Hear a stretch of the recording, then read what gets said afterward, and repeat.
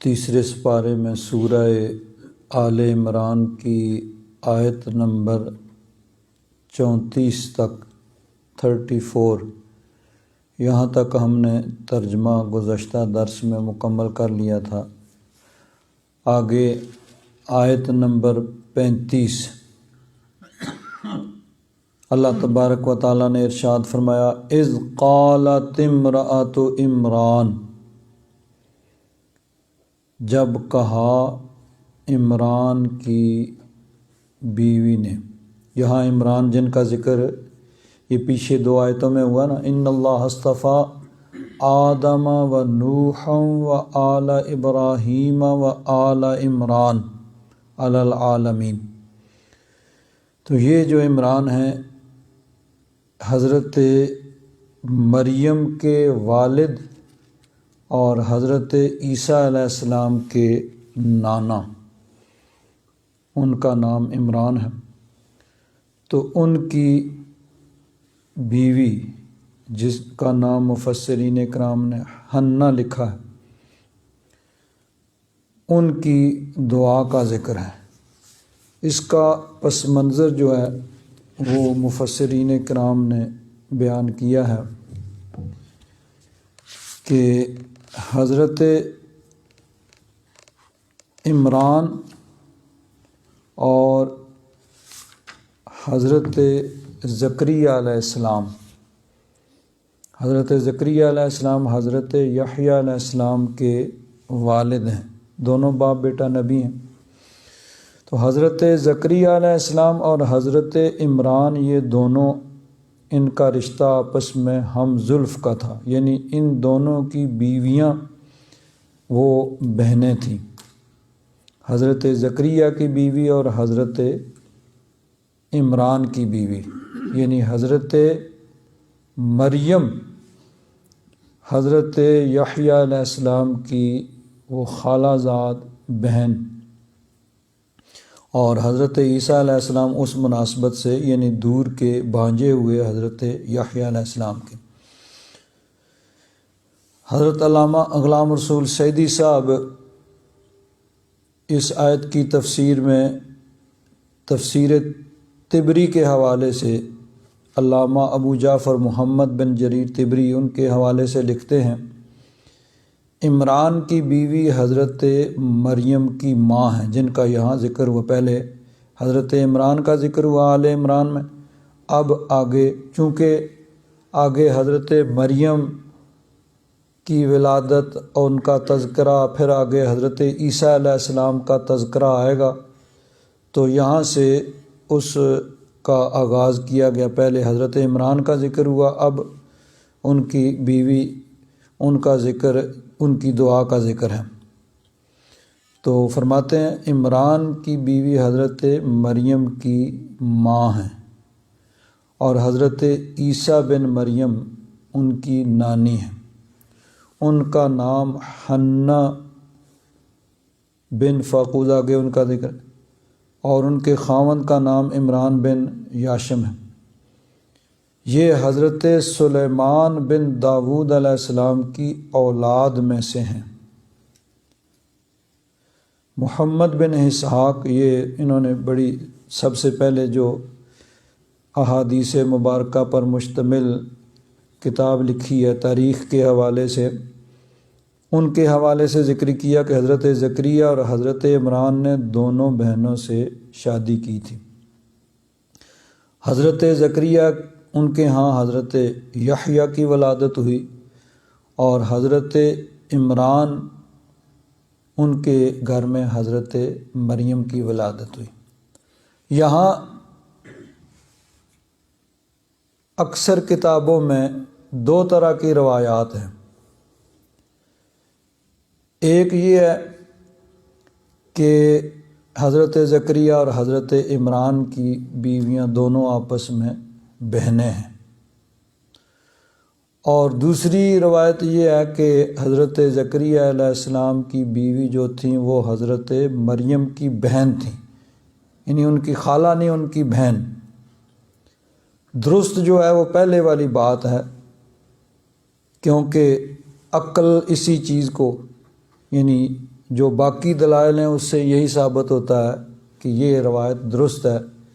کہ حضرت زکریہ اور حضرت عمران یہ دونوں ہم زلف ہیں اور ان دونوں کی بیویاں آپس میں بہنیں ہیں۔ تو اگر دوسری روایت کو مانا جائے تو اس کا مطلب یہ پھر ہوگا کہ حضرت زکریہ حضرت عمران کے داماد شمار ہوں گے، تو وہ درست نہیں ہے، کیونکہ دیکھیں آگے مورخین نے بیان کیا ہے کہ حضرت عمران کی بیوی یہ عمر رسیدہ ہو چکی تھیں، ان کے ہاں کوئی اولاد نہیں تھی۔ پھر اللہ تبارک و تعالیٰ نے مہربانی کی تو جب ان کے ہاں ولادت کے آثار نمودار ہوئے تو اس وقت پھر انہوں نے اللہ تبارک و تعالیٰ کی بارگاہ میں یہ دعا کی۔ تو جب دعا کی آگے پھر سارے حضرت مریم کی ولادت ہوئی، تو ایک طرف تو یہ سارے مفسرین کرام بیان کرتے ہیں کہ ان کے ہاں پہلے کوئی اولاد ہی نہیں تھی، حضرت مریم کی ولادت بھی بڑھاپے میں ہوئی، اور اس وقت جب ان کی ولادت ہوئی تو پھر انہوں نے اس دعا کا ذکر جس کا آگے ہے کہ حضرت زکریا علیہ السلام نے ان کی کفالت کی، باقی لوگوں نے بھی ان کی کفالت کا دعویٰ کیا، لیکن انہوں نے دلیل ہی یہی دی کہ میں اس کا کفیل بنوں گا کیونکہ ان کی خالہ میری بیوی ہے۔ تو اس لیے یہ دوسری روایت جو ہے یہ درست نہیں ہے، پہلی روایت ہی درست ہے کہ حضرت زکریہ اور حضرت عمران دونوں کی بیویاں آپس میں بہنیں تھیں۔ تو اس وقت حضرت مریم کی والدہ حضرت حنہ نے دعا کی، اس کا یہاں پہ تذکرہ ہے، اذ قالت امرأۃ عمران، جب عمران یعنی حضرت عمران جو حضرت سلیمان علیہ السلام کی اولاد میں سے تھے، ان کی بیوی نے کہا یعنی دعا کی اللہ تبارک و تعالیٰ کی بارگاہ میں، رب انی نذرت، یا رب ذوالجلال میں نے نظر مانی لاکا تیرے لیے، تیری رضا کے لیے، ما فی بطنی، جو میرے بطن میں ہے یعنی جو بچہ پیدا ہونے والا ہے میرے ہاں، محررن، وہ آزاد ہوگا، آزاد تو ویسے بھی سبھی مطلب عام اولاد ہی آزاد ہی پیدا ہوتے ہیں، مطلب یہاں یہ ہے کہ وہ دنیا کے کام کاج سے آزاد ہوگا، دنیا کے کام دھندے نہیں کرے گا، بلکہ تیری رضا کے لیے بیت المقدس کی خدمت کے لیے اس کو چھوڑا جائے گا۔ اور اس زمانے میں یہ ہوتا تھا کہ لوگ اپنی اولاد کو بیت المقدس کی خدمت کے لیے وہ وقف کر دیتے تھے، تو یہاں مراد یہ ہے کہ وہ وقف ہوگا بیت المقدس کی خدمت کے لیے، فتقبل منی، تو میری طرف سے قبول فرما، انک انت السمیع العلیم،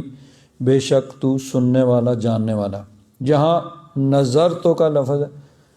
نظر کا معنی ہوتا ہے کہ کوئی ایسی عبادت جو شرعی طور پر انسان پہ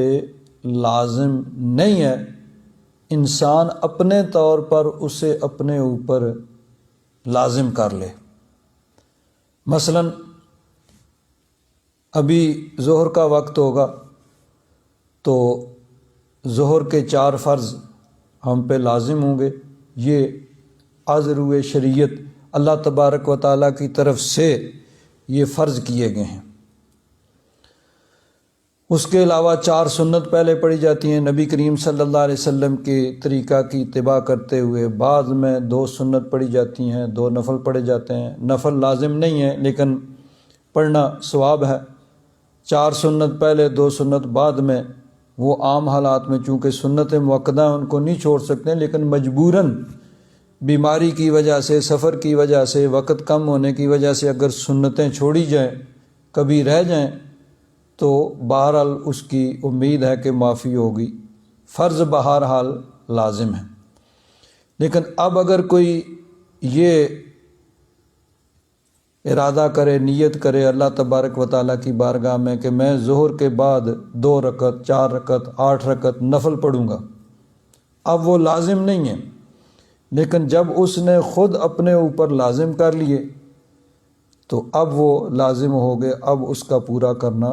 ضروری ہے۔ اسی طرح اب نفلی روزے کوئی بھی رکھ سکتے ہیں، رمضان شریف کے روزے فرض ہیں، لیکن کسی نے یہ نیت کر لی، یہ ارادہ کر لیا اللہ تبارک و تعالیٰ کی بارگاہ میں، یہ اس نے نظر مانی کہ کل میں روزہ رکھوں گا،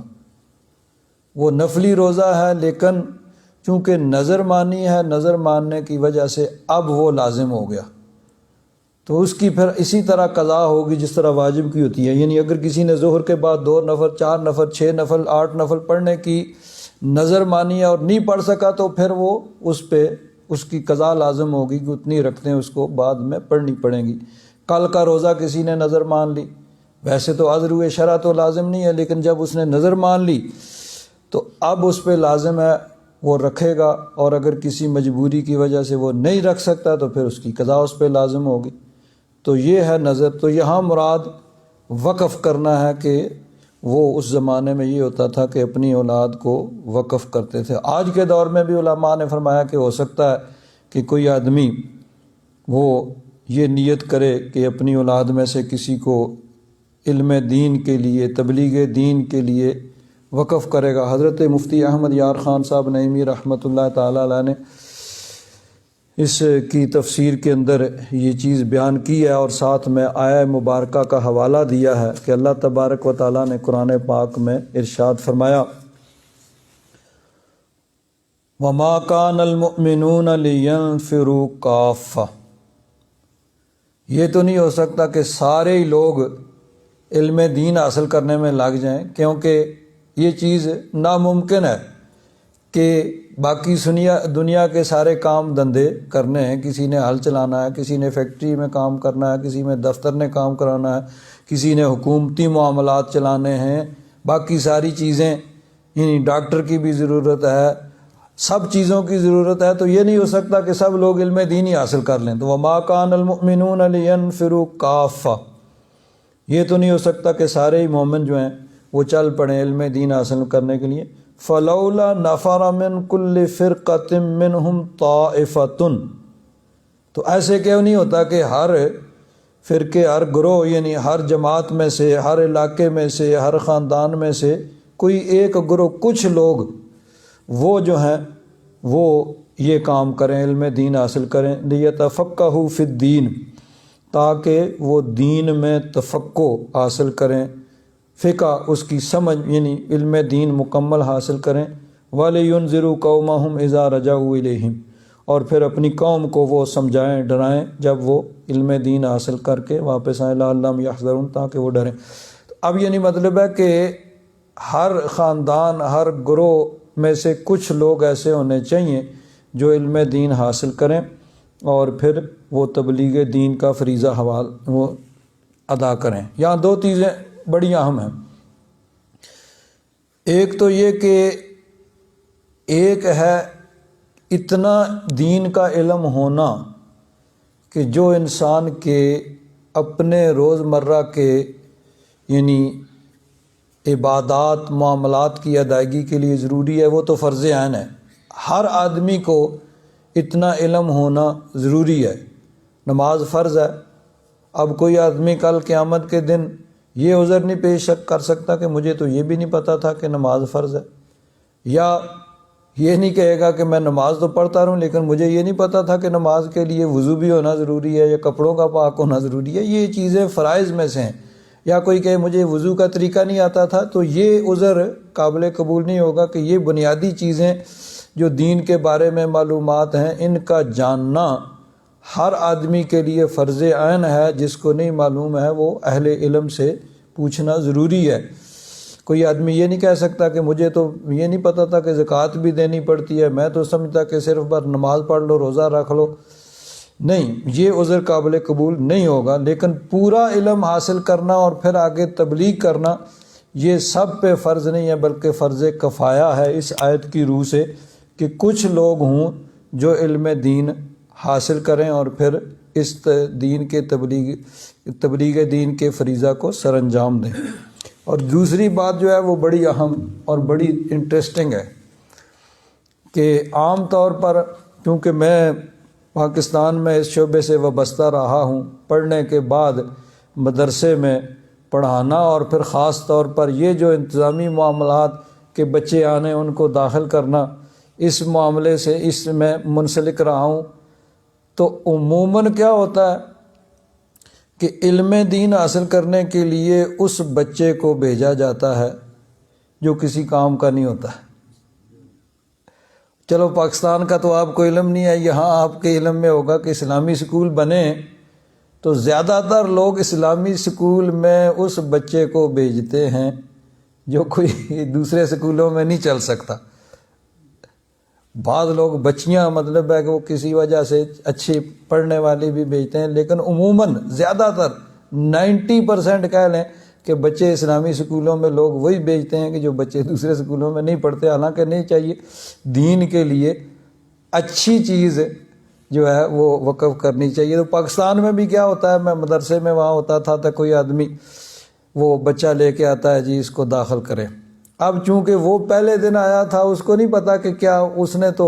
اپنے حساب سے بات کرنی ہے۔ ہمارا چونکہ روز کا معاملہ تھا، جس کا روز کا معاملہ ہوتا ہے اس کو پتہ ہوتا ہے ساری سچویشن، اور وہ اپنے کام کو سمجھتا ہے اور دیکھتے ہی سمجھ جاتا ہے بھئی اصل سچویشن اور معاملہ کیا ہے، کوئی پڑھنے والا ہے نہیں پڑھنے والا ہے کیا ہے،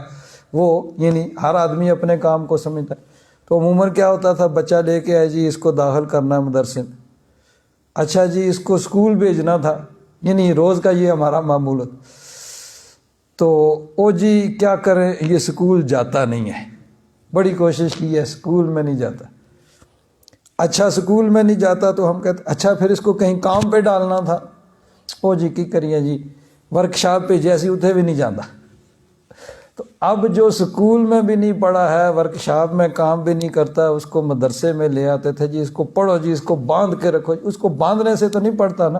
پڑھنے والا تو خوشی سے پڑھتا ہے، ذہین ہو، سمجھدار ہو،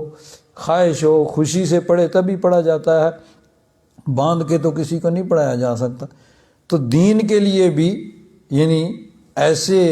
لوگ ہونے چاہیے جو سمجھدار ہوں، ذہین ہوں اور شوق رکھتے ہوں، ماں باپ کو بھی شوق ہو، بچوں کو بھی شوق ہو، تو پھر وہ آگے پڑھ سکتے ہیں۔ تو بہرحال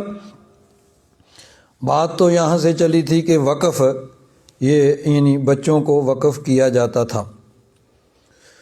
تو حضرت مریم کی والدہ حضرت عمران کی زوجہ جو تھیں، جب ان کے ہاں ولادت کے آثار ہوئے تو انہوں نے اللہ تعالیٰ کی بارگاہ میں عرض کی، رب انی نذرت لک ما فی بطنی محررا فتقبل منی، کہ یا رب ذوالجلال جو میرے ہاں بچہ پیدا ہونے والا ہے میں اسے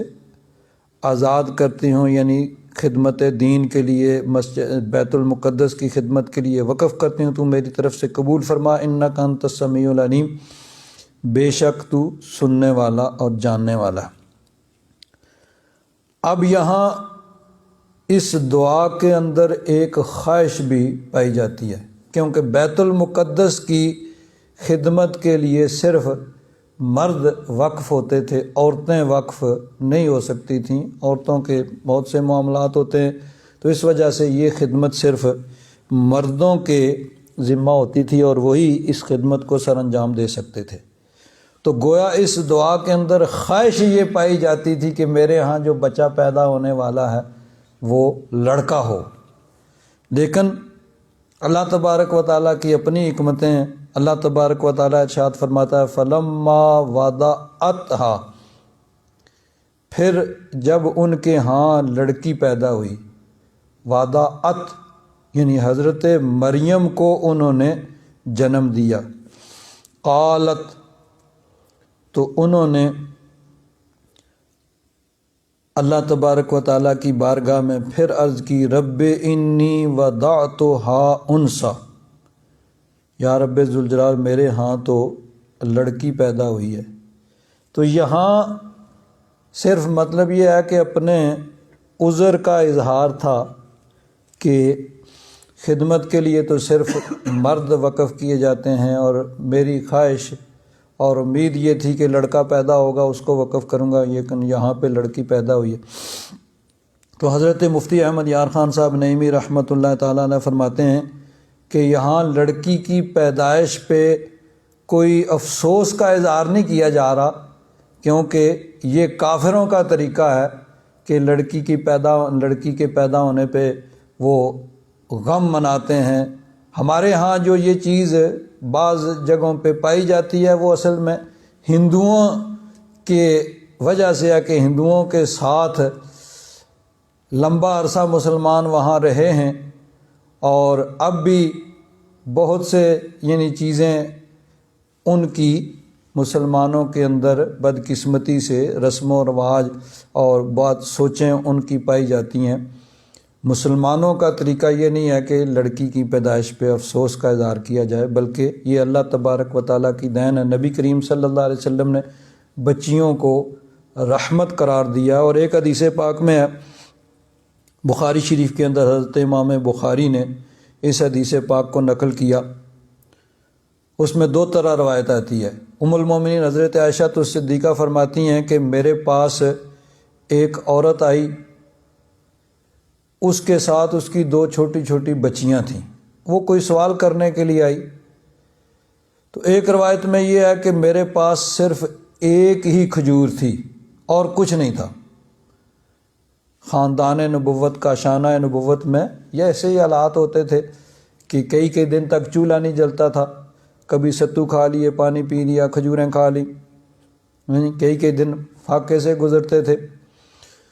تو فرماتی ہیں کہ اس وقت میرے پاس ایک ہی کھجور تھی، میں نے وہ کھجور اسے دے دی۔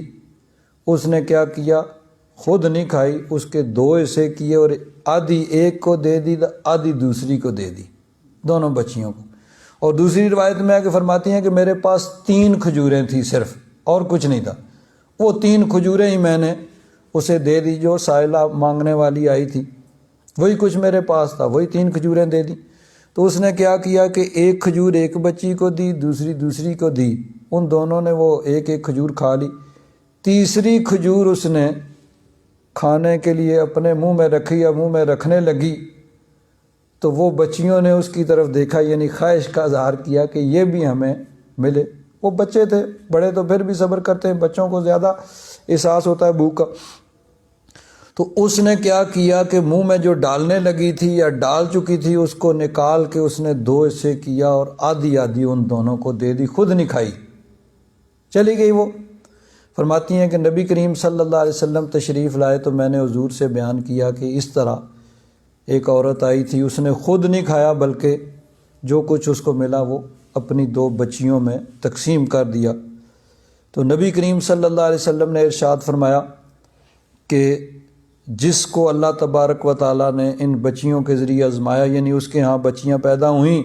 اور اس نے ان کی اچھی طرح پرورش کی اور اچھی طرح تربیت کی، اور لڑکوں کو ان پہ برتری نہیں دی بلکہ برابر ان کو رکھا، دونوں کو برابری کے حقوق، برابر دونوں کو کھانا اور پہننا، ہر چیز میں ان میں برابری رکھی، تو فرمایا کہ بروز قیامت وہ بچیاں اس کے لیے حجاب بن جائیں گی، پردہ بن جائیں گی دوزخ کے سامنے، اس کی بخشش کا سبب بنے گی۔ تو اس لیے یہاں یہ مطلب نہیں ہے کہ وہ افسوس کا اظہار کر رہے ہیں، بلکہ اپنی وہ معذوری کہ میری خواہش تو یہ تھی، کہ امید تو یہ تھی کہ لڑکا پیدا ہوگا اور اس کو بیت المقدس کی خدمت کے لیے وقف کیا جائے گا، لیکن اب یہ لڑکی پیدا ہوئی۔ واللہ اعلم بما وضعت، اللہ تبارک و تعالی خوب جانتا ہے کہ ان کے ہاں کیا بچہ پیدا ہوا، لڑکا ہے یا لڑکی ہے، اللہ تبارک و تعالیٰ سے کوئی پوشیدہ نہیں ہے۔ اس کو عربی میں کہا جاتا ہے جملہ معترضہ، کلام کے درمیان میں ایک ایسا کلام ہوتا ہے، کوئی جملہ ہوتا ہے جو اس سے لفظی تعلق نہیں ہوتا، وہ کسی وجہ سے کسی دوسرے کا کلام یا کسی اور مفہوم کا اس کے درمیان میں کہا جاتا ہے، اس کو جملہ معترضہ کہا جاتا ہے۔ تو عام جو قرأت ہے وہ یہی ہے کہ واللہ اعلم بما وضعت، یہ اب وضع، اس سے وضعت واحد مؤنث غائب کا صیغہ ہے، ان کے ہاں حضرت حنہ، حضرت عمران کی بیوی جو حضرت حنہ ہے، ان کے ہاں کیا پیدا ہوا، کس کی ولادت ہوئی، اللہ تبارک و تعالی خوب جانتا ہے۔ لیکن اس میں دوسری قرأت یہ ہے کہ واللہ اعلم بما ودعت، اب یہ پھر واحد متکلم کا صیغہ ہو جائے گا، یعنی پھر یہ اسی کلام کا تسلسل ہوگا کہ حضرت حنہ جو حضرت مریم کی والدہ ہیں، انہوں نے اللہ تعالیٰ کی بارگاہ میں عرض کیا کہ انی ودعتھا انثیٰ، یا رب ذوالجلال میرے ہاں تو لڑکی پیدا ہوئی ہے، اور اللہ تعالیٰ خوب جانتا ہے کہ میرے ہاں کس کی ولادت ہوئی ہے۔ اس میں صورت میں معنی یہ ہوگا۔ اب عام مفسرین نے تو یہ دو قرأتیں بیان کی ہیں، لیکن امام قرطبی نے اس میں ایک تیسری قرأت بھی نقل کی، حضرت عبداللہ بن عباس رضی اللہ تعالیٰ عنہ کے حوالے سے ایک تیسری قرأت نقل کی ہے کہ واللہ اعلم بما ودعت، کے نیچے زیر، کیونکہ اس صورت میں پھر یہ واحد مؤنث حاضر کا صیغہ بن جائے گا، یعنی جملہ معترضہ ہوگا، اور اللہ تبارک و تعالیٰ کی طرف سے ارشاد ہوگا کہ اللہ تعالیٰ خوب جانتا ہے کہ آپ کے ہاں کس کی ولادت ہوئی ہے، اللہ تعالیٰ سے پوشیدہ نہیں، اللہ تبارک و تعالیٰ جانتا ہے۔ تو بہرحال یہ تین صورتیں، عام قرأت یہی ہے کہ واللہ اعلم بما ودعت، اللہ تبارک و تعالیٰ خوب جانتا ہے کہ ان کے ہاں کیا پیدا ہوا۔ وَلَيْسَ الذَّكَرُ كَالْأُنثىٰ، اور لڑکا لڑکی کی مثل نہیں ہے۔ عام طور پر اس کا مفہوم یہ بیان کیا جاتا ہے کہ ظاہر بات ہے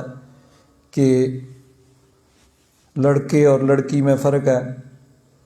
لڑکے جو ہیں وہ باہر کے کام کاج، مشکل کام کاج ان کے لیے ہوتے ہیں،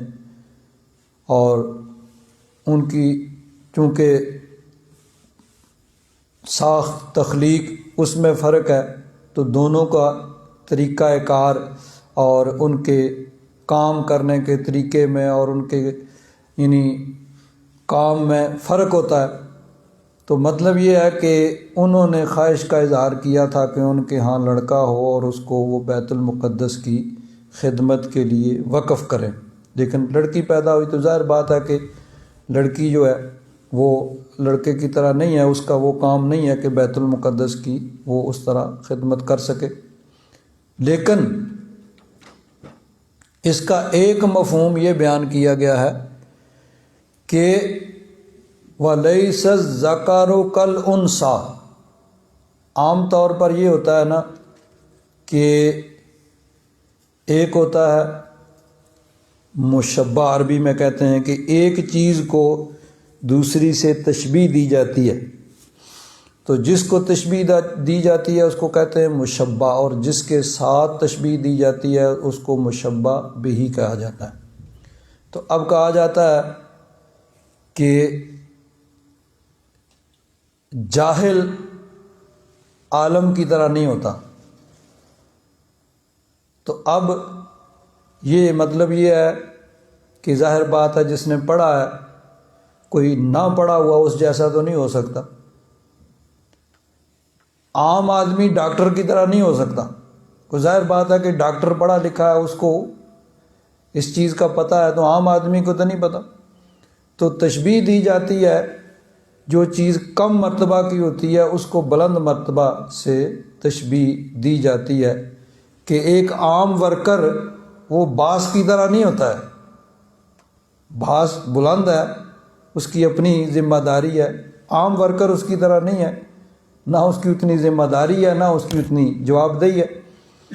تو ہونا تو یہ چاہیے تھا کہ وَلَيْسَ الْأُنثىٰ كَالذَّكَرِ، کہ عورت وہ مرد کی طرح نہیں ہوتی ہے، لڑکی لڑکے کی طرح نہیں ہوتی ہے کہ ان کے ہاں لڑکی، لیکن یہاں ہے وَلَيْسَ الذَّكَرُ كَالْأُنثىٰ، کہ وہ مرد اس عورت کی طرح نہیں ہے۔ یعنی مطلب یہ ہے کہ اللہ تبارک و تعالیٰ کی طرف سے یہ ارشاد ہے کہ انہوں نے تو یہ خواہش کی تھی کہ ان کے ہاں لڑکا پیدا ہو، لیکن لڑکی پیدا ہوئی، لیکن جس لڑکے کی انہوں نے خواہش کی تھی وہ لڑکا اس لڑکی کی طرح نہیں ہو سکتا تھا۔ عام طور پر تو یہی ہے نا کہ الرجال قوامون علی النساء، کہ اللہ تبارک و تعالیٰ نے مردوں کو عورتوں پر برتری اور فضیلت دی ہے، لیکن حضرت مریم جن کی ولادت ہوئی تھی وہ کوئی عام عورت نہیں تھی، تو اللہ تبارک و تعالیٰ نے فرمایا کہ جس مرد جس لڑکے کی انہوں نے خواہش کی تھی وہ اس عورت کی طرح نہیں ہو سکتا تھا۔ الفاظ بھی یہی اسی چیز کی تائید کرتے ہیں کہ لیس الذکر کالانثی، الذکر یہاں سے خاص پھر الف لام کے ذریعے اس مرد جس کی انہوں نے خواہش کی تھی وہ کالانثی اس لڑکی کی طرح نہیں ہو سکتا تھا، کیونکہ حضرت مریم کو اللہ تبارک و تعالیٰ نے آگے اگلے رکوع میں آئے گا کہ یا مریم وَإِذْ قَالَتِ الْمَلَائِكَةُ یا مریم، یہاں اگلا رکوع جو ہے وہ شروع ہوتا ہے ان اللہ اصطفاک وطہرک واصطفاک علی نساء العالمین، کہ اللہ تبارک و تعالیٰ نے فرشتوں نے حضرت مریم کو پکار کے کہا کہ اللہ تعالیٰ نے آپ کو منتخب کر لیا ہے اور پاک کیا ہے اور تمام جہان کی عورتوں پر چن لیا ہے اور منتخب کر لیا ہے۔ تو یہ ظاہر بات ہے درجہ اور مرتبہ عام مردوں کو حاصل نہیں ہے جو حضرت مریم کو حاصل ہوا۔ بہرحال اس کی تفصیل انشاءاللہ اس موقع پہ آئے گی، اور یہ پھر یہی حضرت مریم انہوں نے آگے چل کے اللہ کے جلیل القدر نبی حضرت عیسیٰ علیہ السلام کی والدہ بننا تھا، اور پھر حضرت عیسیٰ علیہ السلام کی جس طرح ولادت عام روٹین سے ہٹ کے ہوئی، تو اس لیے اللہ تعالیٰ نے فرمایا کہ جس لڑکے کی انہوں نے خواہش کی تھی وہ اس عورت کی طرح تو نہیں ہو سکتا تھا، اس درجے اور مرتبے کا تو نہیں ہوتا۔ تو بہرحال انہوں نے اللہ تعالیٰ کی بارگاہ میں عرض کی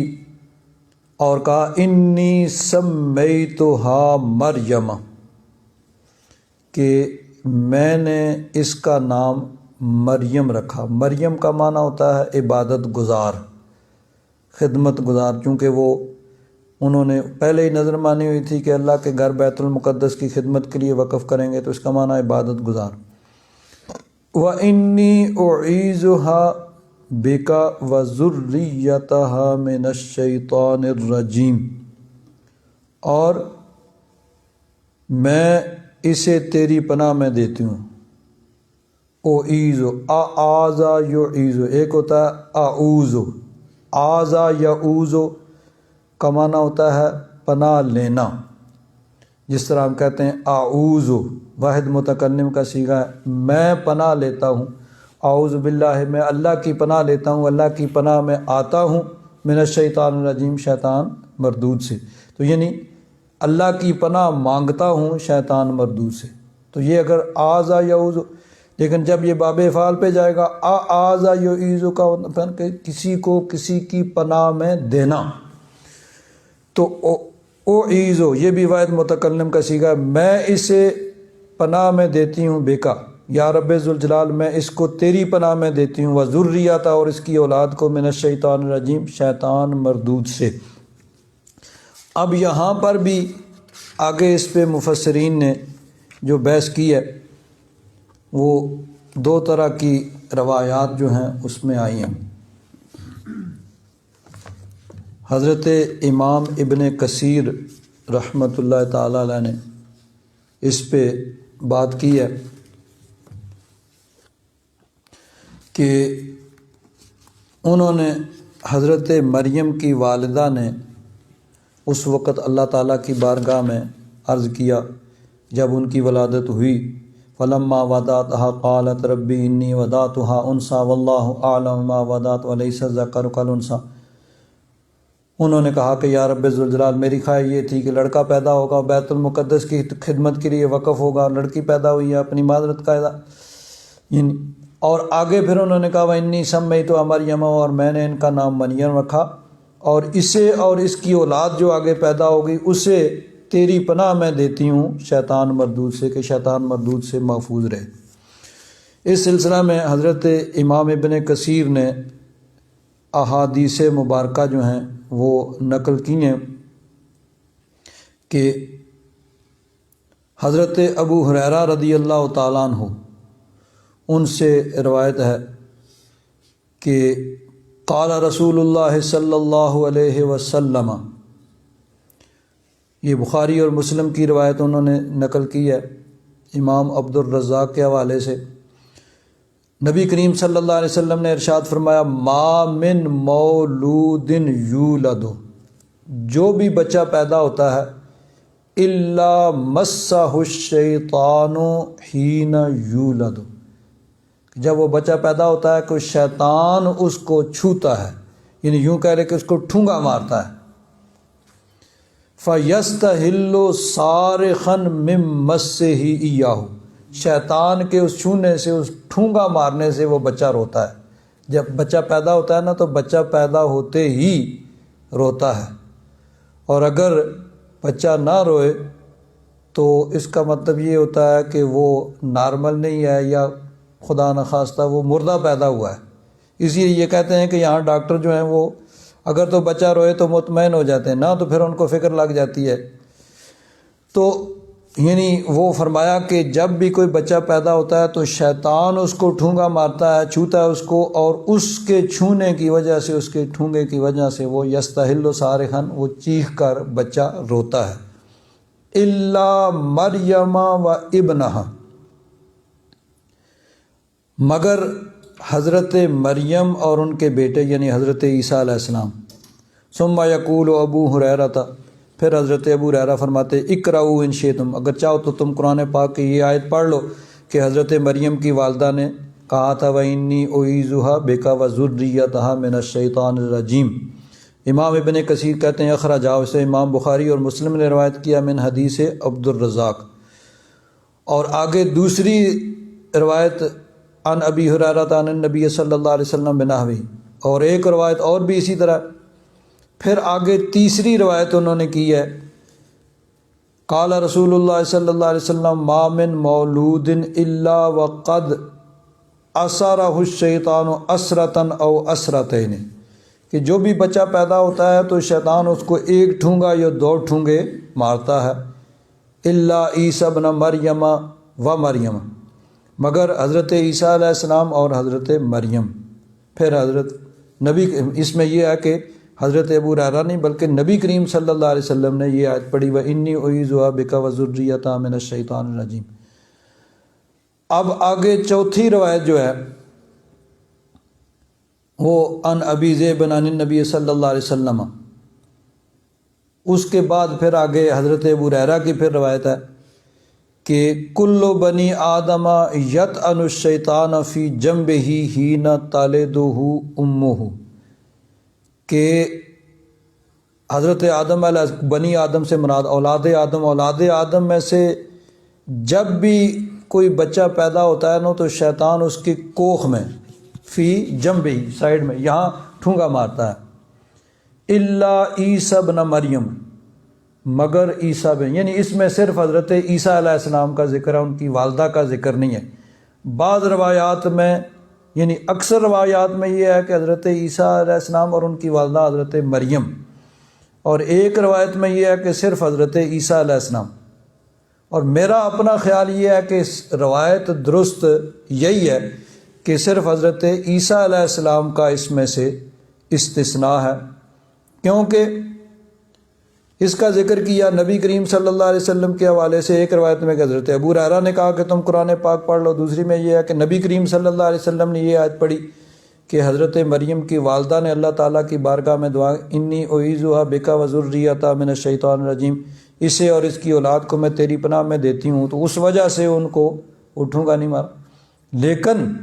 اگر غور کیا جائے تو یہ دعا تو وہ اس وقت مانگ رہی ہیں جب ان کی ولادت ہو چکی ہے اور ان کا نام بھی رکھا جا چکا ہے، وَإِنِّي سَمَّيْتُهَا مَرْيَمَ وَإِنِّي أُعِيذُهَا بِكَ وَذُرِّيَّتَهَا مِنَ الشَّيْطَانِ الرَّجِيمِ، دعا تو اس وقت مانگ رہی ہیں، تو یا پھر یہ کہنا پڑے گا کہ ان کی دعا تو بعد میں ہوئی لیکن اس کی قبولیت پہلے ہوگی کہ جب ان کی ولادت ہوئی تو شیطان نے ان کو ٹھونگا نہیں مارا۔ تو بہرحال میرا خیال یہ ہے کہ درست روایت یہی ہے، وہ باقی کسی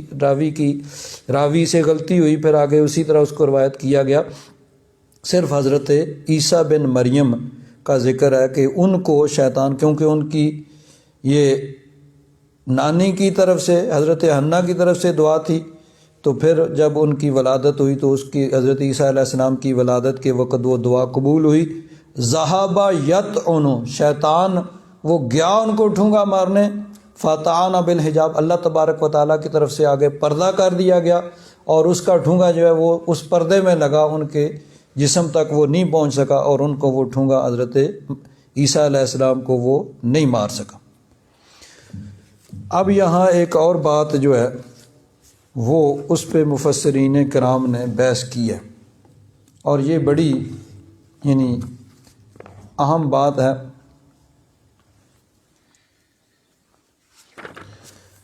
کہ حضرت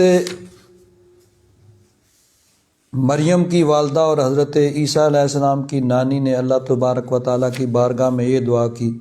وَإِنِّي أُعِيذُهَا بِكَ وَذُرِّيَّتَهَا مِنَ الشَّيْطَانِ الرَّجِيمِ، اور حدیث پاک میں کہ نبی کریم صلی اللہ علیہ وسلم نے ارشاد فرمایا کہ جو بھی بچہ پیدا ہوتا ہے شیطان اس کو وہ ٹھونگا مارتا ہے، سوائے حضرت عیسیٰ علیہ السلام کے، یا دوسری روایت جس طرح کہ حضرت عیسیٰ علیہ السلام اور حضرت مریم کے۔ اب اس پہ پھر آگے مفسرین کرام نے یہ بحث کی ہے کہ اگر حضرت عیسیٰ علیہ السلام کو تو شیطان جو ہے وہ ٹھونگا نہیں مار سکا، اور نبی کریم صلی اللہ علیہ وسلم آپ کو اگر جب کہا کہ ان کے علاوہ باقی سب میں پھر نبی کریم صلی اللہ علیہ وسلم بھی آئیں گے، تو اس کا مطلب یہ ہے کہ نبی کریم صلی اللہ علیہ وسلم کی جب ولادت ہوئی تو کیا شیطان نے نبی کریم صلی اللہ علیہ وسلم کو بھی مس کیا، اس نے وہ ٹھونگا مارا؟ تو فرماتے ہیں کہ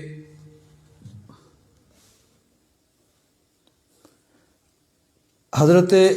امام شرف الدین طیبی ان کے حوالے سے لکھا ہے کہ حضرت مریم اور حضرت عیسیٰ کی ولادت کے وقت مس شیطان سے مستثنیٰ کرنے میں ہمارے نبی کریم صلی اللہ علیہ وسلم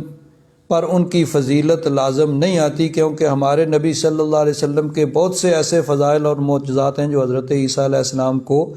حاصل نہ تھے۔ تو اب یہ ہے کہ ایک حضرت امام شیخ عبدالحق محدث دہلوی رحمۃ اللہ تعالی علیہ، آپ نے بھی اس پہ بحث کی ہے۔ فرماتے ہیں مشہور یہ ہے کہ فضیلت کلی فضیلت جزی کے منافی نہیں، یہ حضرت عیسیٰ علیہ السلام کی ایک جزی فضیلت ہے، یا جس طرح حضرت موسیٰ علیہ السلام کے بارے میں کہا جاتا ہے، حدیث پاک میں آتا ہے نبی کریم صلی اللہ علیہ وسلم نے ارشاد فرمایا کہ جس کوئی قرآن پاک میں آتا ہے نا، وَنُفِخَ فِي الصُّورِ فَصَعِقَ مَنْ فِي السَّمَاوَاتِ وَمَنْ فِي الْأَرْضِ إِلَّا مَنْ شَاءَ اللَّهُ، کہ جب پہلی دفعہ سور پھونکا جائے گا نا بروز قیامت، تو سب کے سب بے ہوش ہو جائیں گے، ان پہ موت طاری ہوگی جو بھی اس وقت زندہ ہوں گے، إِلَّا مَنْ شَاءَ اللَّهُ، مگر جس کے لیے اللہ چاہے۔ تو اس کے بارے میں پوچھا گیا تو نبی کریم صلی اللہ علیہ وسلم نے فرمایا کہ اس سے حضرت موسیٰ علیہ السلام مستثنیٰ ہیں، کیونکہ ان کو کوئی طور پہ بے ہوشی ہو چکی ہے تو وہ اس سے بے ہوش نہیں ہوں گے۔ حضور نے فرمایا کہ جب دوبارہ سور پھونکا جائے گا، سب کو زندہ کیا جائے گا، سب سے پہلے میں زندہ ہوں گا، تو میں دیکھوں گا کہ حضرت موسیٰ علیہ السلام وہ عرش کا پایا پکڑے ہوئے ہیں۔ تو اب یہ بھی حضرت موسیٰ علیہ السلام کی ایک جزی فضیلت ہے، جس طرح حضرت عیسیٰ علیہ السلام کی ایک یہ جزی فضیلت ہے کہ شیطان کے مس سے وہ اس وقت وہ بچ گئے، اللہ تبارک و تعالیٰ نے ان کو بچایا۔ تو فرماتے ہیں کہ جزی فضیلت کلی کے منافی نہیں ہوتی ہے۔ نبی کریم صلی اللہ علیہ وسلم کو اللہ تبارک و تعالیٰ نے بے شمار فضیلتیں دی ہیں، لیکن آگے اپنا ذوق بیان کرتے ہیں۔ فرماتے ہیں لیکن بندہ ضعیف یہ کہتا ہے کہ نبی کریم صلی اللہ علیہ وسلم بنو آدم کے اس عموم سے مستثنیٰ ہیں، جو حضور نے فرمایا ہے نا کہ بنو آدم، حضور اس سے مستثنیٰ ہیں کہ حضرت عیسیٰ علیہ السلام کو اگر اللہ تبارک و تعالیٰ نے محفوظ رکھا تو نبی کریم صلی اللہ علیہ وسلم کو شیطان کے اس چھونے سے بوقت ولادت بدرجہ اولا محفوظ رکھا۔ اور اس حدیث میں آپ نے دوسرے فرزندان آدم کی خبر دی، اور طہارت میں آپ کا مقام اس سے بہت بلند ہے کہ آپ کی ولادت کے وقت شیطان آپ پر کسی قسم کا تصرف کر سکے۔ یہ ہے محبت اس کا نام ہے محبت، کہ دلائل کے ذریعے جو ایک چیز جو وہم پیدا ہو سکتا تھا اس کو دور کیا جا رہا۔ آگے فرماتے ہیں آپ کا مقام اس سے بہت بلند ہے کہ آپ کی ولادت کے وقت شیطان کسی قسم کا تصرف کر سکے۔ بعض شارحین نے کہا ہے، آگے ایک اور اصول بیان کیا ہے، کہ جب متکلم اس قسم کا کلام کرتا ہے تو اس کی ذات عموماً کلام سے خارج ہوتی ہے، اور ذوق اور حال کا قرینہ یہ ہے، یعنی جب کوئی آدمی بات کرتا ہے تو عموماً یہ ہوتا ہے کہ اس کی اپنی ذات اس سے خارج اور مستثنیٰ ہوتی ہے۔ تو یہاں نبی کریم صلی اللہ علیہ وسلم نے جو یہ فرمایا کہ ہر بنی آدم، ہر بچہ جو پیدا ہوتا ہے اس کو شیطان مس کرتا ہے، تو یہاں خود آپ کی ذات اس سے مستثنیٰ ہے، اور یہ ممکن نہیں ہے کہ شیطان حضرت عیسیٰ علیہ السلام تک تو نہ پہنچ سکے، لیکن نبی کریم صلی اللہ علیہ وسلم کو وہ ولادت کے وقت مس کرے یا ٹھونگا مارے، تو یہ چیز ممکن نہیں ہے۔ اور حضرت امام قاضی ثناء اللہ پانی پتی رحمۃ اللہ تعالیٰ علیہ، یہ ہے نا اہل محبت، انہوں نے بھی اسی چیز کا جب یہاں ذکر کیا، اور اسی حدیث پاک یہ حضرت ابو ہریرہ سے جو روایات ہیں ان کا ذکر کیا، تو آگے فرماتے ہیں میں کہتا ہوں کہ صحیح روایت میں آیا ہے کہ رسول اللہ صلی اللہ علیہ وآلہ وسلم نے حضرت فاطمہ رضی اللہ تعالیٰ عنہ کا جب نکاح حضرت علی کرم اللہ تعالیٰ وجہ الکریم سے کیا، یعنی جب حضرت علی کا نکاح ہوا حضرت فاطمہ الزہرا سے، تو اس وقت نبی کریم صلی اللہ علیہ وسلم نے اللہ تبارک و تعالیٰ کی بارگاہ میں دعا کی، الہی میں اس کو اور اس کی اولاد کو، یعنی وہی جو الفاظ ہیں انی اعیذھا بک وذریتھا من الشیطان الرجیم، کہ اس کو اور اس کی اولاد کو شیطان مردود سے تیری پناہ میں دیتا ہوں۔ حضرت علی سے بھی یہی فرمایا انی اعیذہ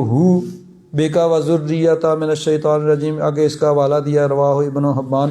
من حدیث انس رضی اللہ تعالیٰ عنہ، حضرت انس سے یہ روایت ابن حبان نے روایت۔ اب یہ روایت بیان کرنے کے بعد فرماتے ہیں امام قاضی ثناء اللہ پانی پتی رحمۃ اللہ تعالیٰ علیہ تفسیر مظہری کے اندر فرماتے ہیں ظاہر بات ہے کہ حضرت حنہ جو حضرت مریم کی والدہ ہیں، ان کی دعا سے نبی کریم صلی اللہ علیہ وسلم کی دعا زیادہ قابل قبول ہے۔ انہوں نے دعا کی کہ ان کی دعا کی وجہ سے حضرت عیسیٰ علیہ السلام کو اللہ تعالیٰ نے شیطان کے چھونے سے، اس کے ٹھونگا مارنے سے بچا لیا۔ تو جب حضرت حنہ جو یعنی ایک عام عورت ہیں، اللہ کی ایک ولی حضرت مریم نبی تو نہیں ہے، اللہ کی ولیہ ہیں، ان کی والدہ ہیں، اور اللہ کے نبی حضرت عیسیٰ علیہ السلام کی نانی ہیں اور انبیاء کرام کی اولاد میں سے ہیں۔ تو جب ان کی دعا کو اللہ تعالیٰ نے قبول کر کے حضرت عیسیٰ علیہ السلام کو محفوظ رکھا، تو جب اللہ کے محبوب نے اللہ تعالیٰ کی بارگاہ میں دعا کی حضرت فاطمہ اور حضرت علی کے لیے، تو پھر فرماتے ہیں لہٰذا مجھے امید ہے کہ حضرت سیدہ فاطمہ اور آپ کی اولاد کو اللہ تبارک و تعالیٰ نے شیطان کے مس سے محفوظ رکھا ہوگا، اور شیطان ان کو چھو نہیں سکا ہوگا۔ اس صورت میں حضرت مریم اور ان کے بیٹے کے لیے شیطان کے عدم مس کی خصوصیت حقیقی نہیں بلکہ اضافی ہوگی، یعنی ایک بحث ہے کہ یہ حقیقی نہیں ہے کہ کوئی اور اس میں شامل نہ ہو، بلکہ وہ بھی ہے، کوئی اور بھی ہو سکتا ہے کہ جب حضرت حنہ ان کی دعا کی وجہ سے اللہ تعالیٰ نے حضرت عیسیٰ علیہ السلام کو، یا دوسری روایت میں حضرت عیسیٰ اور حضرت مریم دونوں کو شیطان کے مس سے محفوظ رکھا، تو جب نبی کریم صلی اللہ علیہ وسلم نے حضرت علی حضرت فاطمہ کے لیے دعا کی، تو پھر نبی کریم صلی اللہ علیہ وسلم کی دعا کی برکت سے اللہ تبارک و تعالیٰ نے ان کی اولاد کو بھی شیطان کے چھونے سے اور اس کے کچوکا دینے سے محفوظ رکھا ہوگا۔ تو اللہ تبارک و تعالیٰ کی بارگاہ میں یعنی یہ امید ہے کہ اللہ تبارک و تعالیٰ نے حضور کی اس دعا کو قبول کر کے حضرت فاطمہ الزہرا کی اولاد کو اس سے محفوظ رکھا ہوگا۔ تو اللہ تبارک و تعالیٰ نے فرمایا، حضرت مریم کی والدہ نے اللہ تعالیٰ کی بارگاہ میں دعا کی کہ وَإِنِّي أُعِيذُهَا بِكَ وَذُرِّيَّتَهَا مِنَ الشَّيْطَانِ الرَّجِيمِ، فتقبلها ربها بقبول حسن، اللہ تبارک و تعالیٰ نے قبول کر لیا۔ یعنی پہلے تو صرف یہی تھا کہ مرد ہی بیت المقدس کی خدمت کرتے تھے، لیکن اللہ تبارک و تعالیٰ نے ان کو بھی قبول فرما لیا، حضرت مریم کو بیت المقدس کی خدمت کے لیے۔ وَأَنبَتَهَا نَبَاتًا حَسَنًا، اور ان کی اچھی پرورش فرمائی، یعنی وہ دوسرے بچوں سے زیادہ بڑھ کر ان کی پرورش ہو رہی تھی۔ وَكَفَّلَهَا زَكَرِيَّا، اور حضرت زکریا علیہ السلام جو اللہ کے نبی ہیں انہوں نے ان کی تکفیل کی۔ روایات میں یہ آتا ہے کہ جب حضرت مریم کی والدہ نے یہ منت مانی کہ میرے ہاں جو بچہ پیدا ہوگا اس کو میں وقف کروں گی بیت المقدس کی خدمت کے لیے، تو حضرت مریم کی ولادت سے پہلے ہی ان کے والد جو حضرت عمران تھے ان کا انتقال ہو گیا۔ ان کے انتقال کے بعد حضرت مریم کی ولادت ہوئی۔ جب ان کی ولادت ہوئی تو ان کی والدہ پھر ان کو بیت المقدس میں لے آئیں۔ وہاں پر جو حضرات بیت المقدس کے وہاں جو مقرر تھے، جو وہاں یعنی مختلف خدمات میں ان کے پاس آئیں، اور انہوں نے کہا میں نے اللہ تعالیٰ سے دعا مانگی تھی، اللہ تعالیٰ نے یہ بچی دی ہے تو یہ وقف ہے بیت المقدس کی خدمت کے لیے۔ اب وہاں پہ کہا جاتا ہے کہ 27 وہ لوگ تھے جو اس خدمت پہ مامور تھے وہاں پہ، اور ان میں سے ہر ایک کی یہ خواہش تھی کہ ان کی پرورش، حضرت مریم کی پرورش وہ کریں، کیونکہ حضرت عمران جو تھے ان کے پیشوا تھے، امام تھے، تو وہ سب ان کے شاگرد تھے، تو ان کی خواہش تھی کہ وہ تو فوت ہو چکے ہیں، ان کی بیٹی کی پرورش ہم کریں۔ لیکن حضرت زکریا علیہ السلام ان کا دعویٰ یہ تھا کہ ان کی پرورش کا حق مجھے حاصل ہے، کیونکہ میرے گھر میں ان کی خالہ ہے اور وہ ان کی بہتر طریقے سے پرورش کر سکتی ہیں۔ لیکن باقیوں کا بھی اپنا دعویٰ تھا، تو اب پھر انہوں نے کہا ٹھیک ہے بھئی ہم قرعہ اندازی کریں گے، قرعہ اندازی میں جس کا نام نکلے وہی ان کی پرورش کرے گا۔ تو قرعہ ڈالا، بعد نے تو یہ کہا ہے کہ نام لکھ کے جس طرح قرعہ ڈالا جاتا ہے، تو حضرت زکریا کا نام نکلا۔ تو بعض نے یہ کہا کہ یعنی انہوں نے اس طرح نہیں، بلکہ یہ کہا کہ ہم چلتے ہیں دریا پہ پانی، وہاں سب اپنی اپنی کلمیں ڈالیں گے، تو جس کی قلم پانی میں رک جائے بہے نہیں وہ ان کا کفیل ہوگا۔ اس کا ذکر آگے آئے گا کہ وما كنت لديهم اذ يلقون اقلامهم، کہ وہ اپنی کلمیں ڈال رہے تھے، ایوم یکفل مریم، کون کر، تو انہوں نے پانی کے اندر اپنی اپنی کلمیں ڈالیں، قرآن کا یہ طریقہ، تو باقی سب کی کلمیں تو بہہ گئیں، تو حضرت زکریا علیہ السلام کی قلم جو ہے وہ وہاں اس طرح سیدھی کھڑی ہو گئی۔ تو اب وہ ان کے اصول کے مطابق پھر حضرت زکریا کی وہ کفالت میں حضرت مریم آ گئیں۔ چنانچہ آگے پھر روایات میں آتا ہے کہ ان کے لیے حضرت زکریا علیہ السلام نے ایک حجرہ بنوایا بلند جگہ پہ، اور دودھ پلانے کے لیے ان کے لیے ایک عورت مقرر کی، اور چونکہ ان کی اہلیہ جو تھیں وہ حضرت مریم کی خالہ تھیں، تو وہ ان کی نگہداشت کرتیں اور پرورش کرتیں۔ تو اس طرح ان کی پرورش ہو رہی ہے۔ اللہ تبارک و تعالیٰ نے ارشاد فرمایا کلما دخل علیہا زکریا المحراب، تو اب وہ چونکہ بلند ایسا کمرہ تھا کہ جس کے سیڑھی کے ذریعے چڑھ کے اس میں جاتے تھے، اور وہی رستہ اس میں جانے کا تھا، کوئی اور رستہ جانے کا نہیں تھا، تو وہاں صرف یعنی انہوں نے جو مقرر کی تھیں، پہلے ان کی رضاعت کے لیے دودھ پلانے کے لیے عورت مقرر کی تھی، باقی اس کے بعد پھر صرف ان کی خالہ یعنی حضرت زکریا علیہ السلام کی بیوی جو تھیں وہ ان کی نگہداشت پرورش کرتی تھیں، اور حضرت زکریا علیہ السلام اس کمرے میں جا سکتے تھے اور کسی کو اجازت نہیں تھی۔ لیکن کلما دخل علیہا زکریا المحراب، محراب سے مراد یہاں وہ عبادت خانہ، وہ کمرہ۔ جب بھی حضرت زکریا علیہ السلام ان کے اس عبادت خانے میں جاتے، وجد عندہا رزقا، وہاں رزق پاتے، یعنی مفسرین نے کہا کہ بے موسمی پھل ہوتے، کہ سردیوں کا پھل گرمیوں میں ان کے پاس ہوتا اور گرمیوں کا پھل سردیوں میں ان کے پاس ہوتا۔ اب یہاں تو ہر موسم میں تقریباً ہر پھل ہی ہوتا ہے۔ پاکستان میں آپ کو پتہ ہے کہ آم کا ایک موسم ہوتا ہے، مالٹے کا ایک موسم ہوتا ہے، اپنے اپنے موسم میں سبزیاں اور پھل پائے جاتے ہیں کہ کس سبزی اور پھل کا یہ موسم ہے، اس موسم میں وہی ملتی ہے۔ لیکن حضرت مریم کے پاس وہ بے موسم پھل وہاں ہوتے۔ قال یا مریم انا لک ھذا، حضرت زکریا علیہ السلام حیران کہ یہاں تو کوئی اور آتا نہیں ہے، آ نہیں سکتا ہے، اور ان کے پاس یہ پھل، اور پھر وہ بھی بے موسم ہے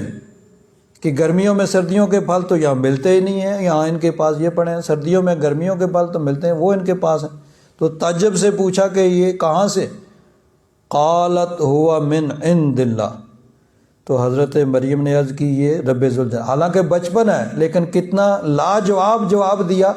کہ یہ اللہ تبارک و تعالیٰ کا کرم ہے اور رب کی طرف سے ہے۔ ان اللہ یرزق من یشاء بغیر حساب، اللہ تبارک و تعالیٰ جس کو چاہتا ہے بے حساب رزق عطا فرماتا ہے۔ یہاں پہ ایک روایت تمام مفسرین کرام نے لکھی ہے، حضرت امام قاضی ثناء اللہ پانی پتی رحمۃ اللہ تعالیٰ نے تفسیر مظری میں بھی لکھی ہے، اور امام ابن کثیر نے تفسیر ابن کثیر کے اندر اس روایت کو تفصیل کے ساتھ نقل کیا ہے کہ ان جابر ان رسول اللہ صلی اللہ علیہ وسلم اقام ایاما لم یطعم طعاما، کہ ایک مرتبہ ایسا موقع آیا کہ نبی کریم صلی اللہ علیہ وسلم نے کئی دن تک کچھ نہیں کھایا، حتی شق ذالک علیہ، یہاں تک کہ یہ آپ کے لیے یعنی مشکل ہو گیا۔ اب یہ یاد رکھیں کہ کئی دفعہ یہ بات میں نے عرض کی ہے کہ ایک ہے حضور کی بشریت کا اظہار، اور عام طور پر بشریت کا اظہار ہوتا تھا کہ حضور چونکہ اس دنیا میں بشر بن کے تشریف لائے تھے تو بشریت کا اظہار ہوتا تھا کہ کھانا نہیں کھایا ہے تو بھوک محسوس ہوئی ہے، کمزوری ہوئی ہے، اور کبھی کبھی حضور کی نورانیت کا ظہور ہوتا تھا کہ کئی دن تک 21 دن تک 40 دن تک صوم وصال رکھتے تھے، مسلسل روزہ، نہ رات کو کھایا نہ دن کو کھایا، اور کچھ بھی نہیں ہوتا تھا۔ تو وہاں اصل یعنی نورانیت کا ظہور ہوتا تھا، اور عام طور پر بشریت کا ظہور ہوتا تھا کہ تھکاوٹ محسوس ہوئی ہے، زخم لگا ہے تو خون نکلا ہے، کھانا نہیں کھایا ہے تو یعنی بھوک محسوس ہوئی ہے، مشقت آ گئی ہے۔ تو یہاں یہ بھی یعنی بشریت کا ظہور ہے۔ فطاف فی منازل ازواجہ، حضور اپنی ازواج مطہرات کے گھروں میں تشریف لے گئے، فلم یجد عند واحدۃ منہن شیئا، لیکن یعنی یہ اتفاق ہے کہ تمام ازواج مطہرات حضور کی تمام بیویوں کے گھر میں کھانے کے لیے کچھ بھی نہیں ملا، سب کے گھر تشریف لے گئے، کچھ بھی نہیں ملا۔ فاتا فاطمہ تھا، پھر حضور اپنی بیٹی حضرت فاطمہ الزہرا کے گھر تشریف لائے، فقال یا بنیۃ حل عندک شیء آکلہ، کیا تمہارے پاس کوئی چیز ہے کھانے کی میں اسے کھاؤں؟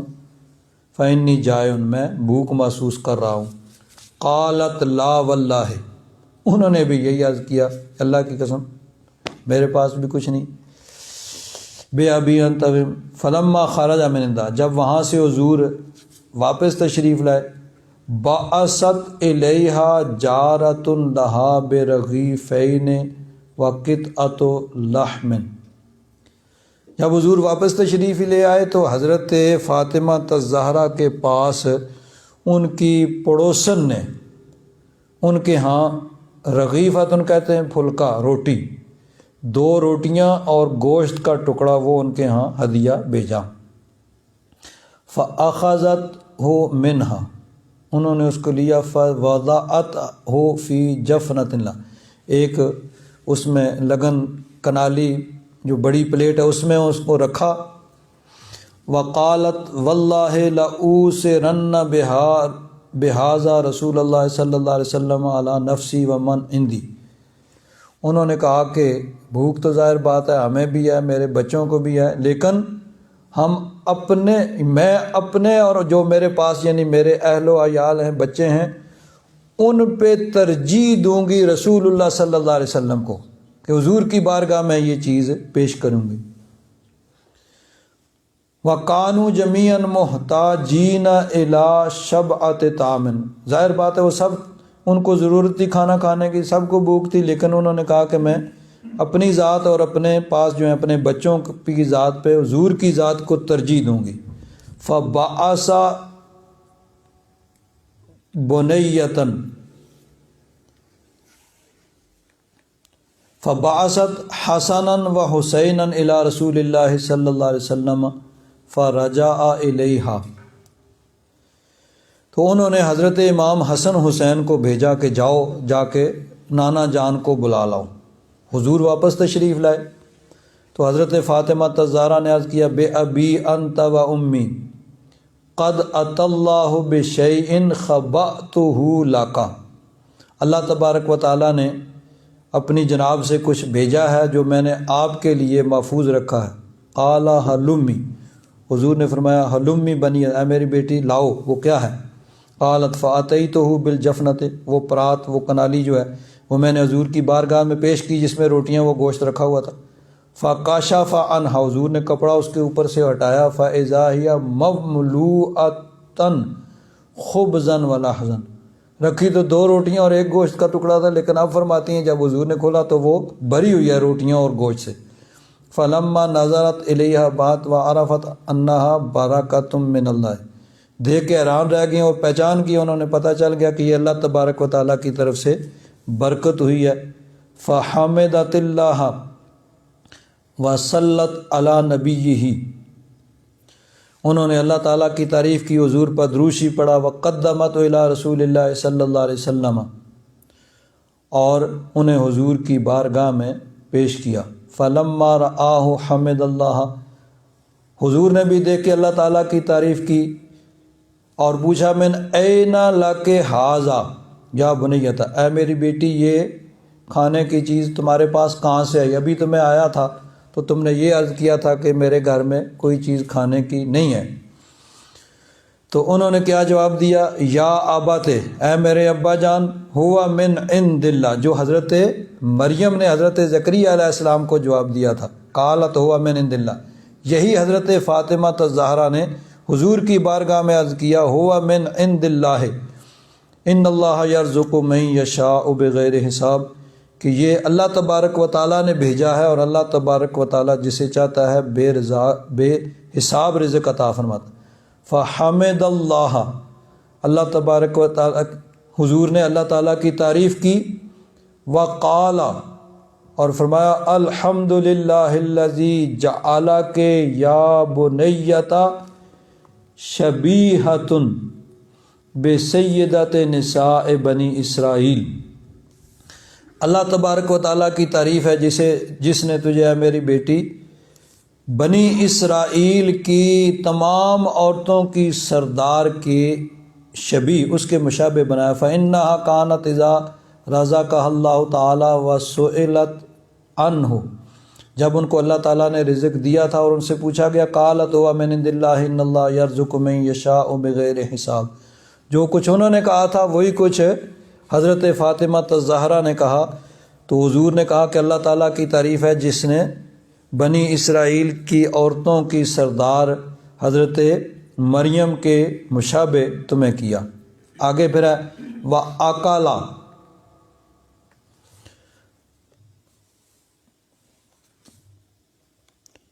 فبعث رسول اللہ صلی اللہ علیہ وسلم الی علی، حضرت علی کو بھی بلا لیا، وہ اس وقت موجود نہیں ہوں گے، ان کو بھی بلایا۔ ثم اکل رسول اللہ صلی اللہ علیہ وسلم، پھر نبی کریم صلی اللہ علیہ وسلم نے کھایا، وَأَكَلَ عَلِيٌّ وَفَاطِمَةُ وَحَسَنٌ وَحُسَيْنٌ، یعنی تمام اہل بیت نے، پنجتن پاک نے یہ کھایا، وَجَمِيعُ أَزْوَاجِ النَّبِيِّ صلی اللہ علیہ وسلم، حضور کی تمام ازواج، کیونکہ حضور پہلے اپنی تمام ازواج کے حجروں میں گئے تھے اور سب سے پوچھا تھا بھائی کھانے کی کوئی چیز ہے، سب نے یہی کہا تھا کہ کھانے کو لیے کچھ نہیں ہے، تو ان ازواج مطہرات کو بھی پیش کیا گیا، وہ اہل بیت ہی، اور سب گھر والوں کو، حتیٰ شبعوا جمیعا، سب کے سب سیر ہو گئے، وقالت، اور فرماتی ہیں وبقیت الجفنۃ کما ہی، وہ لگن وہ کنالی اسی طرح بری ہوئی ہے جیسے وہ پہلے تھی، آئی تو 2 روٹیاں اور گوشت کا ٹکڑا تھا لیکن برکت سے وہ بھر گیا اور اسی طرح بری رہی۔ 5 تن پاک نے بھی کھا لیا، ازواج مطہرات، اور سب گھر میں جتنے لوگ تھے ازواج مطہرات کے گھروں میں اور جو سب نے کھا لیا اور وہ اسی طرح بری ہوئی ہے۔ قالت فارسلت بقیتها علی جمیع الجیران، ایک پڑوسی سے گھر سے ایسے سارے پڑوسیوں کو وہ بھیجا سب کو، وَجَعَلَ اللَّهُ فِيهَا بَرْكَةً وَخَيْرًا كَثِيرًا، وَجَعَلَ اللَّهُ فِيهَا بَرْكَةً وَخَيْرًا كَثِيرًا، اللہ تبارک و تعالیٰ نے اس میں بڑی برکت اور خیر کثیر رکھی کہ وہ تھوڑا سا کھانا جو ہے وہ سب کو سب جو ہے وہ پورا ہو گیا۔ الحمدللہ رب العالمین، والصلاۃ والسلام علی حبیبہ سیدنا و مولانا محمد وعلی آلہ وصحبہ اجمعین۔ اللہم انک عفو کریم تحب العفو فاعف عنا یا غفور یا غفور یا غفور۔ صلی اللہ تعالی علی حبیبہ سیدنا و مولانا محمد وعلی آلہ وصحبہ اجمعین برحمتک یا